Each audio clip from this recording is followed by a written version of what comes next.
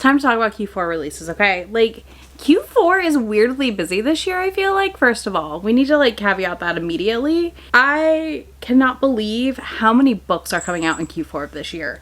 I also want to talk about the fact that not only like are so many books coming out, I also like don't have a big list for you of indies right now because I feel like stuff moves all the time. Things aren't announced for like a month out. Like, it's a whole thing, right? So as I go through this, keep in mind a lot of my favorites are indies. So while I'm excited for all of these, I also can't tell you about some books that I'm excited for because I have no clue when they're hitting. So there's that. But yeah, I just wanted to give that caveat right now. As always, this list is going to be non-comprehensive, but pretty comprehensive of what I'm excited for. Let's dive right in for October because we have the next former Raylo fic. And you know what? This is one that I'm honestly the most excited about that I've heard about recently, and that's the Hurricane Wars. This features a romance fantasy setting, and it's a war that only they can end, but even greater danger is coming. And there's a strange magic they can create together, and it might be the only way to overcome the danger. This follows Taliesin and Alaric, who must decide if they are going to join hands or destroy each other. And everyone I know that's read this already freaking loved it. The only reason I haven't read it yet is I tend to love my romanticises in audio, so I'm like kind of holding out for it to drop on audio for my library. So yeah, we'll see, but I will be reading this very quickly after it comes out. It'll possibly be in like an ARC video. I don't know. I'm debating some ARC videos here because I need to get through some stuff.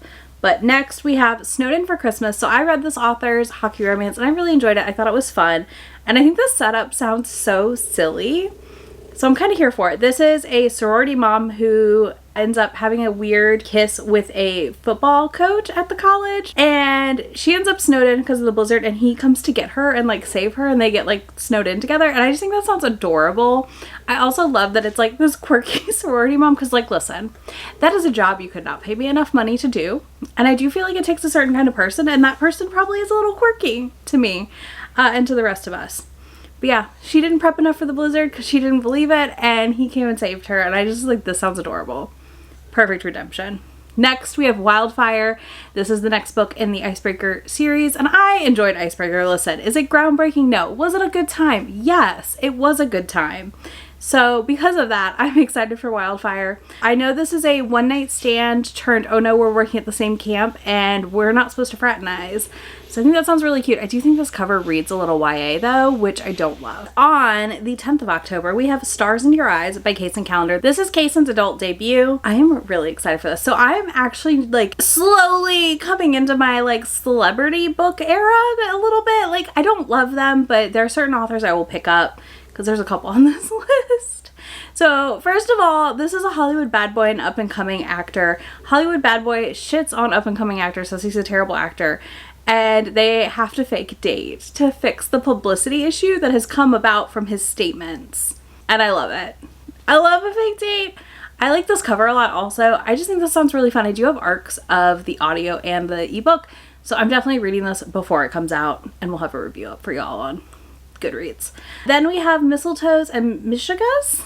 I don't know if I'm saying that right, and I did not ask anyone who would know how to say that before saying it. This is by M.A. Wardell. This is the sequel to the Teacher of the Year book, which I do really want to read. So like, I'm gonna read that and then I will read this. But this is a first grade teacher and a custodian and fake dating, and it sounds really freaking cute. He like starts at the new school like right around the holidays, and the custodian's like helping him move into his classroom, and it just sounds freaking precious to me.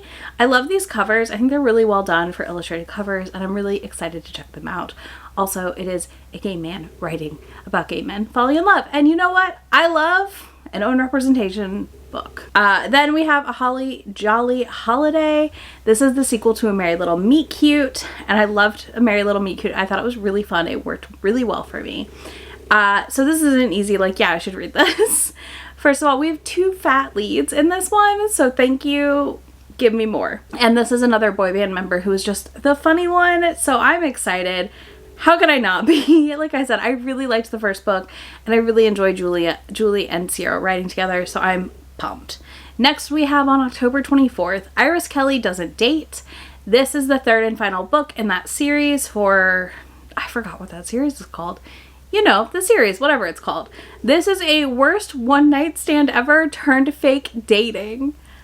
I'm sorry, what? I still need to read Astrid, and I'm going to. But like, what? Iris and Stefania are leads. Queer adaptation of Much Ado About Nothing at their local theater. So they end up fake dating after their awkward, awful one night stand. And yes, please. I want this so bad. It sounds wild. I'm also hoping to go meet Ashley Herring Blake again when this comes out, because she will be at Parnassus not long after, I think on the release date. I don't know. Ashley and Meryl Wilsner will be at Parnassus, so like I'm hopefully gonna attend that signing actually. Then we have The Duke Starts a Scandal by Sophie Jordan. Sophie Jordan's one of my like favorite historical authors. So like, it's not that her books are like always amazing. I always think they're good. I always enjoy them just about. Sometimes they're missing something, but I usually really enjoy them. And I find them really easy reads and just really fun. And this cover has me so sold on this book. Like, so sold on this book. I need this book in my hands ASAP. Actually, I do have an arc of it. So I need to read it. But the way she has them like pressed against the wall, ma'am. I love it. Sophie's covers are always like out of the park though. Yeah, I just find her books funny and silly in the best ways, so I'm excited. This is a housekeeper and a duke, so you know, that's a different premise and setup, and I'm here for it. Next we have King of Greed by Anna Wong. I should get an arc of this like a week before it comes out. I'm on her arc team and y'all cannot wait. This is a Marriage in Trouble, and y'all know one of my favorite freaking tropes is that we don't get enough or well enough Marriage in Trouble, because this book is Marriage in Trouble, and the setup we got at the end of King of Pride about this book, it's all I need in my life. I need it so bad. And some of the quotes she's released, I need it. Like, I just need this book so badly, and I cannot wait. I'm very, very excited. I've pre-ordered my Barnes & Noble special edition. I didn't get the special edition for the first book in the series, unfortunately, but I'll have the other two, so it's fine. Then we have the Dangerous Tides Kickstarter books dropping on KU on this day as well. These are all pirate romances. I'm gonna try them. I've still not finished Peculiar Taste, and I need to do that as well, so who knows. But yeah, I'm gonna try these. I'm hesitantly optimistic that I'll like them. There's quite a few authors on this list publishing that I actually do really like, so I'm just curious to try them, see if they pull me through more. Peculiar Tastes for me wasn't bad, but it wasn't everything I wanted, we'll say. Then on the 26th of October, we have Queens and Monsters by Cleo Evans. This is a mafia series by her that I really want to read. This one is sapphic, and it has Secret Pining, Gods and Demigods, and I guess like, I don't know how, like I saw the first book in this series, it's like literally monsters and mafia, like perfectly up my alley. But this one's sapphic, so like I extra want it. Like I extra want it, but I love the cover and I'm really curious to give this entire trilogy a try. Then on the 31st, we have A Dish Best Served Hot. This is the sequel to A Proposal They Can't Refuse, which I've not read yet, and I do want to read. This one piqued my interest because it's a single dad and his daughter's former teacher, and like they both end up back in the hometown and things happen. I always enjoy a single dad. I also always enjoy a lot of family elements, which kind of that small hometown vibe gives, even though I'm not always the biggest small town fan. So, because this isn't small town, like it's just hometown. So yeah, I'm really curious. I love the cover. I think it's stunning as well. I think it's a really good illustrated cover, so we'll see. All right, November. I'm telling y'all, so many books. On November 7th, we've got quite a few books. First up, I've got Hunt on Dark Waters by Katie Robert. I do have an arc of this. I am planning to read it, and I will let you know what I think. I know this has a witch heroine and a pirate hero. I know Katie has teased a little of it, and I think it sounds interesting. Again, I'm just not a pirate person. I say that like I haven't watched 1,000 episodes of One Piece, but like truly, I am not a pirate person. So like, I'm curious. Am I gonna love it though? I don't know. I just am not sure. So I'm curious to try it. I always love how casually queer Katie's books are, so maybe they'll work for me. Next, we have Iron Flame by Rebecca Yarros. Unsurprising, I enjoyed Fourth Wing. Not unsurprising, I mean, you know, I enjoyed it. So you shouldn't be surprised. I'm excited to read this. I'm hoping my Barnes is doing a midnight release party, because I think I'll go if they do. Because I just think that would be really cute and fun to attend. I haven't gone to a midnight release since like Twilight days, y'all. So yeah, I'm optimistically excited for this one. I think it's gonna be a good continuation. I kind of just got to know what happens next. The way that first book ended, I need to know. So I'll probably reread Fourth Wing the day or two before this comes out and then dive right into Iron Flame, because why not? Next we have Check and Mate. This is Allie Hazelwood's YA debut. This is the chess-based romance, and I think the cover is cute. I'm curious to see how she writes YA. I think it'll be a good time, so fingers crossed. And next we have Love Redesigned. This is the spinoff of the Dreamland Billionaires series that I'm really, really curious about. I have an arc of this already, and I'm going to try and read it before it comes out just to have feelings and thoughts. Again, I'm thinking about doing some like arc vlogs where I read some stuff before it comes out and like can tell you all about it. Should you pick it up or not? So this one though is a spinoff. I don't know a ton about it. I'm just kind of optimistically excited. I've not gone back and read like Lauren Asher's F1 romances, so I'm kind of just here waiting for more of her billionaire-esque ones because I really enjoyed those. Next, on the 14th of November, we have Do Your Worst. This is a Rosie Danan, so like I'm optimistic. I've enjoyed every Rosie Danan book I've read. I've not loved all of them, but I've enjoyed them. This one though, like pings my little like, yes please, these are my book nibs, I want this. This has a occult expert and a disgraced archaeologist that are enemies to benefits, or enemies with benefits. Riley is trying to break the curse on a Scottish castle, her new business around the supernatural, and Clark shows up to run her off and redeem himself. It's all I need. Also, this hero gives me Roy energy, and I'm fingers crossed for it. Next, on the 16th, we have Splinter by Jasper Hyde. This is a pen name from Georgina Kirsten, who I've read from before and enjoyed. This is their Sleepy Hollow retelling, so I'm excited to try this. I didn't watch the Sleepy Hollow show or anything, but I'm optimistic. I really like the cover. I really like their writing. I'm just like fingers crossed over here for a good spooky time in November. Next, on the 28th of November, we have For Never and Always. This is an author, Helena Greer, that I had been wanting to pick up. I have Seasons of Love and I need to read it, and I need to read this. This is a second chance romance from like childhood friends, or no. Yeah, I think so. Casually queer also, which again, one of my favorite things. They make a deal basically that Levi has to cook for this wedding if Hannah will go on 5 dates with him, like at the location or something she owns. There's a lot of wires crossed. There's a will involved, it sounds like. I'm excited. Casually queer also always just like pings my like brain. I'm like, yes please, more of that. Last in November, we have Consort of Fire. This is the newest series by Kit Rocha. I didn't love the Deal with the Devil series, but I've enjoyed what I've read of Beyond. I do need to finish Beyond, but it's dragons, so you know it's on my list.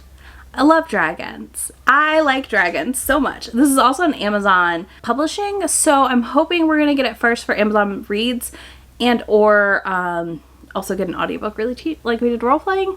So fingers crossed. All right, let's talk about December, where we are rounding it out with like not as many titles.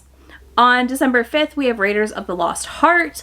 This is an Indiana Jones romance, and I'm curious, okay? The cover and the title, like, I'm curious. I'm not an Indiana Jones girl, but this is Rivals to Lovers on an all-expense-paid dig, and it just sounds like it's going to be an interesting time at the very least. What a different setup for a romance, and I think sometimes that's what I'm seeking these days, especially for traditional pub, is like different setups than we're used to. Next, on December 12th, we have Lose You to Find Me by B. Celeste.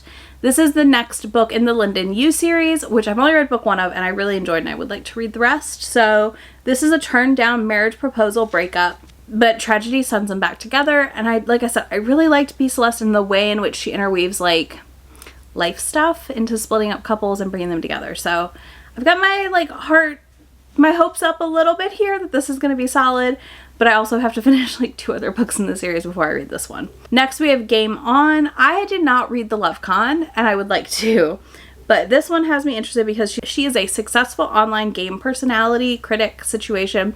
She works in DEI in the real world, and she critiques this big game with its issues, and the CEO of the company wants to hire her, and then it's their romance. And I think that sounds really interesting. Really interesting.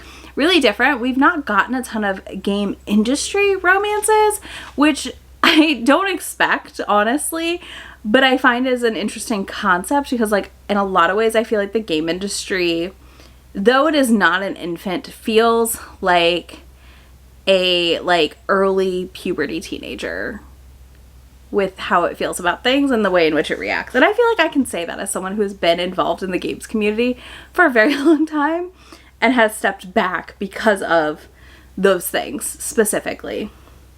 So yeah, I'm curious to see how this is. Then on the 26th of December, we have Ruthless Vows. This is the sequel to Divine Rivals, which I'm reading soon. Don't worry, it'll be in a vlog soon. I'm excited. Everything I've heard about Divine Rivals, I think I'm gonna love it. It's also gonna rip my heart out. Yikes, I don't like that, but everything else sounds amazing about it. So I'm excited for the sequel. I'm excited to see it pay off and be just an absolute delight. I know this is a historic fantasy weird world situation, so fingers crossed. I love the first book and love the sequel. I'm crossing my fingers a lot because honestly, I feel like I'm living on a hope and a prayer of books I enjoy right now. I just finished a book I hated. That's part of it. That's why. Then on the 29th, we have Hoarded by the Dragon, the newest Lillian Lark, and I'm so excited. I'm usually on her arc team. I usually get her arc, so I've got my hopes up that I will get the arc of this and get to read it over the holiday. I hope I get to read it over the holiday, y'all. Oh my gosh, it'd be so fun. It would be so fun. So I've got my hopes up that I will get the arc and I will read this early and I will have just an absolute blast reading it because Lillian Lark writes such fun monster books. And this one is a thief breaks into the dragon's hoard and leaves pregnant. And I'm not into pregnancy in books, but I'm intrigued at this setup. So I'm here for it. That is everything on my radar right this moment for the rest of the year. Let me know what's on your radar for the rest of the year or January, February if you have anything. I've already started building that list. Don't worry. It's coming in December. But let me know down below. And if you don't want to do that, leave me a ghost emoji down below. And I will be back in just a few days with my next video, and I'll talk to y'all then. Bye. Already packing, come with me. I'm not really asking. We'll get away to a place where we don't know. About to see the world in action, what we can be. Life with no distractions. We'll get away. This is